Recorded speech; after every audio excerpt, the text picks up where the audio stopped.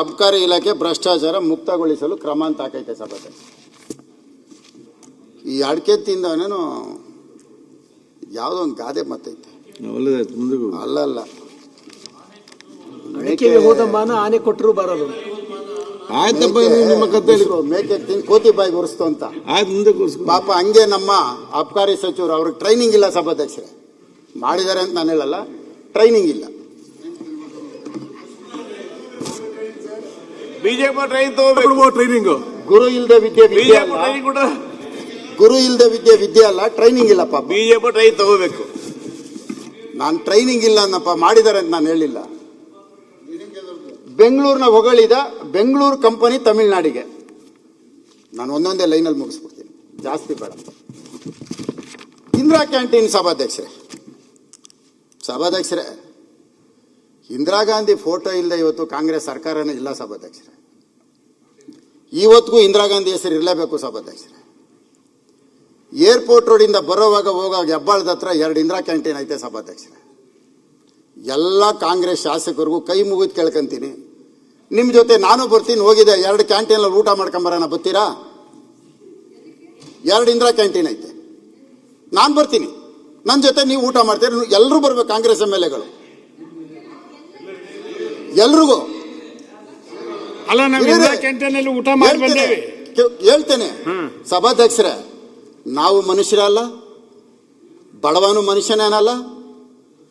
Garbage dumping ಪಾರ್ಟ್ಗೆ attach ಸಭಾಧ್ಯಕ್ಷರೇ. Garbage dumping ಯಾರ್ಡ್ಗೆ attach. ಲೆಕ್ಕ ಹಾಕೊಳ್ಳಿ ಸಭಾಧ್ಯಕ್ಷರೇ. ಅದಕ್ಕೆ ನಾನು ಕರಿತಾ ಇರೋದು. ಊಟ ಚೆನ್ನಾಗಿಲ್ಲ ಅಂತ ಚೆನ್ನಾಗಿದೆ ಅಂತ ಕರಿತಾ ಇಲ್ಲ. ಇದಕ್ಕೆ ಯಾರು ಮಿನಿಸ್ಟ್ರು ಗೊತ್ತಾ ಸಭಾಧ್ಯಕ್ಷರೇ? ನಿನ್ನೆ ಹೋಲ್ಡಿಂಗ್ ಬೋರ್ಡ್ ತಂದ್ರಲ್ಲ, ಅವರೇ ಮಿನಿಸ್ಟ್ರು, ಬೇರೆ ಯಾರು ಅಲ್ಲ. ಅವ್ರ ಕ್ಷೇತ್ರ ಇದು. 2 ಕಡೆ ಸಭಾಧ್ಯಕ್ಷರೇ ಡಂಪಿಂಗ್ ಯಾರ್ಡು, ಸೆಗ್ರಿಗೇಷನ್ ಪಾಯಿಂಟು. ಇಲ್ಲಿ ಊಟ ಮಾಡಬೇಕು, ಅಲ್ಲ ಸೆಗ್ರಿಗೇಷನ್ ಪಾಯಿಂಟ್ ವಾಸನೆ. ಲಾರಿಗಳು ಲೈನಾಗಿ ನಿಂತವೆ, ಆಟೋ ರಿಕ್ಷಾಗಳು ಲೈನಾಗಿ ನಿಂತವೆ. ಒಂದು ನೊಣ ಬಂದ್ರೆ ಹಿಂಗ್ ಓಡಿಸ್ತೀವಿ, 100 ನೊಣ ಹೆಂಗ್ ಓಡಿಸೋದು ಸಭಾಧ್ಯಕ್ಷರೇ? ನಿಮಗಿಂತ ನಾನಿಲ್ಲ. ನಮ್ಮಿಬ್ಬರಿಗೆ ಇಟ್ರೆ ನೀವು ನೋಬೆಲ್ ಅವಾರ್ಡ್ ತಗೊಂಡ್ಬಿಡ್ತೀರಿ. ನೀವು ನಿಮಗ್ ಕೊಡ್ತಾರೆ, ನಾನು ಏನು ಕೊಡಲ್ಲ. ಮಾತಾಡಿ, ನಾನು ಜೊತೆ ಕಾಂಪಿಟೇಷನ್ ಮಾಡಲ್ಲ. ಕಂಕ್ಲೂಡ್ ಮಾಡಿ. ಯಾಕೆಂದ್ರೆ ಕಲ್ಪನಾ ಇದ್ದಿದ್ರೆ 50 ಸತ್ತೋಗ್ಬಿಡ್ತಾ ಇದ್ರು. ನಿಮಗೂ ಹೆಣ್ಣು ಮಕ್ಳಿಗೂ ಮಂಜುಳಾ 50 ಸತ್ತೋಗ್ಬಿಡ್ತಾ ಇದ್ರು. ಮುನಿರತ್ನ ಅವರೇ, ನನ್ಗೆ ಮಕ್ಳಿಗೂ ಆಗ್ಬಾರಲ್ಲ, ಕಾಂಪಿಟೇಷನ್ ಮಾಡಬೇಡಿ. ಅಲ್ಲಲ್ಲ, ನನಗೆ ಯಾವ್ದು ಉಪಯೋಗಿಸ್ಬೇಕು ಆ ಪದ ಉಪಯೋಗಿಸ್ಬೇಕು. ಇಲ್ಲಿಗೆ ಸಂಬಂಧಪಟ್ಟಿದ್ದ ಪದ ಉಪಯೋಗಿಸ್ಬೇಕು. ಆಕ್ಟಿಂಗ್ ಅನ್ನೋದಕ್ಕೆ ನಾನು ನಿರ್ಮಾಣ ನಾಟ್ ಆಕ್ಟರ್ ಸರ್ ಅವರೇ. ಬಟ್ ಆಕ್ಟ್ ಮಾಡಕ್ ನನಗ್ ಬರಲ್ಲ. ತಾವು ಸರ್ಕಾರದಲ್ಲಿ ಇದ್ರಲ್ಲ, ನಾನು ಆಕ್ಟ್ ಮಾಡಕ್ ಬರಲ್ಲ. ನಾನು ಆಕ್ಟರ್ ಅಲ್ಲ. ಅಲ್ಲ ಸರ್, ಕಂಪ್ಲೀಟ್ ಫಿನಿಶ್ ಮಾಡಿ ಮುನಿರಾಜ್ ಮಾತಾಡಿ. ಆಮೇಲೆ ಆ ಕ್ಯಾಂಟೀನ್ ಮಾಡಬೇಕಾದಾಗ ತಾವು ಇದ್ರಲ್ಲ, ಅದಕ್ಕೆ ಊಟ ಮಾಡಕ್ ಕರಿತಾ ಇರೋದು. 5 ಮಿನಿಟ್ಸ್ ಮುಗಿತಿ.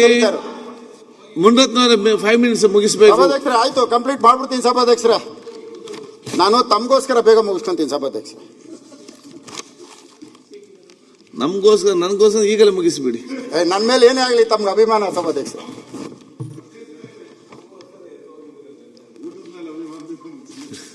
ಕಾಮಗಾರಿ ವೆಚ್ಚ ವಿಳಂಬ. ಅಣ್ಣ, ಗೋದ್ರೇಜ್ ಒಂದು ನಿಲ್ಲಿಸ್ಬಿಟ್ಟು ಫಸ್ಟ್ ಸ್ಟೇಷನ್ಗೆ, ಅದು ಇಂಡಸ್ಟ್ರಿಯಲ್ ಏರಿಯಾ. ಈ ಮೆಟ್ರೋ ವೆಚ್ಚ ಭಾರ ಜಾಸ್ತಿ ಆಗಿರೋದಕ್ಕೆ ಅವೆರಡನ್ನ ಅಕ್ವೈರ್ ಮಾಡಿ. 1.25 ಎಕರೆ. ಇವತ್ತು ಮೆಟ್ರೋ ಸ್ಟೇಷನ್ ಎಷ್ಟು ಇಂಪಾರ್ಟೆಂಟು. ಮೆಟ್ರೋ ಸ್ಟೇಷನಲ್ಲಿ ಓಡಾಡೋಂಥ ವ್ಯಕ್ತಿಗಳು ಆಡಿ, ಬೆನ್ಸು ಇಂಥದ್ರಲ್ಲಿ ಓಡಾಡಲ್ಲ. 2 ವೀಲರಲ್ಲಿ ಓಡಾಡ್ಬಿಟ್ಟು ಪಾರ್ಕಿಂಗ್ ನಿಲ್ಲಿಸ್ಬಿಟ್ಟು ಮೆಟ್ರೋ ಎಕ್ತಾರೆ. ಮೆಟ್ರೋ ಮಾಡೋದು ಎಷ್ಟು ಇಂಪಾರ್ಟೆಂಟು, ಪಾರ್ಕಿಂಗ್ ಅದಕ್ಕಿಂತ ಹೆಚ್ಚಿಗೆ ಇಂಪಾರ್ಟೆಂಟು. ಓಕೆ, 2 ಎಕರೆ ನಮ್ಮ ಲ್ಯಾಂಡ್ನ 30 ಅವನಿಗೆ ಬಾಡಿಗೆ ಲೀಸಿಗೆ ಕೊಟ್ಬಿಟ್ಟು ನಾವು 45,000 ಅಕ್ವೈಜೇಷನ್ ಮಾಡಿದ್ರೆ ಮಿನಿಮಮ್ 28,000 30,000 ಬೀಳುತ್ತೆ. 160 ಕೋಟಿ ಅಕ್ವಿಜೇಷನ್ನು, ಬರೀ 100 ಮೀಟರ್ಸ್ ಡಿಸ್ಟೆನ್ಸು. ನಾನು ಮೆಟ್ರೋ ಅಧಿಕಾರಿಗಳ ಜೊತೆ ಜಾಗ ನೋಡ್ಬಿಟ್ಟು ಮಾತಾಡ್ತಾ ಇರೋದು. ಇಂಡಸ್ಟ್ರಿಯಲ್ ಏರಿಯಾ ಅಕ್ವಿಜೇಷನ್ ಮಾಡಿದ್ರೆ ಕಾಸ್ಟ್ ಕಡಿಮೆ, ನೀವತ್ತು ರೆಸಿಡೆನ್ಷಿಯಲ್ ಪ್ಲಾನ್ ಸ್ಯಾಂಕ್ಷನ್ ಮಾಡೋದು ಕಾಸ್ಟ್ ಜಾಸ್ತಿ. ಫಸ್ಟ್ ಅಕ್ವಿಜೇಷನ್ ಮಾಡಿ ಗೋದ್ರೇಜ್ ಪ್ರಾಪರ್ಟಿ ಕೊಟ್ಟಿರೋದನ್ನ ಸ್ಟಾಪ್ ಮಾಡೋದಕ್ಕೆ ತಾವು ಎನ್ಕ್ವೈರಿ ಮಾಡಿ. ನಾನೇನಾರು ಹೇಳ್ತಾರೋ ತಪ್ಪಿದ್ರೆ ನನ್ನ ಮೇಲೆ ನೀವು ಏನು ಬೇಕಾದ್ರೂ ಕ್ರಮ ಕೈಗೊಳ್ಳಿ. ಇದ್ರನ್ನೊಂದು ಮಾಡಿ ಜೊತೆಯಲ್ಲಿ ಮುನ್ರಾಜ್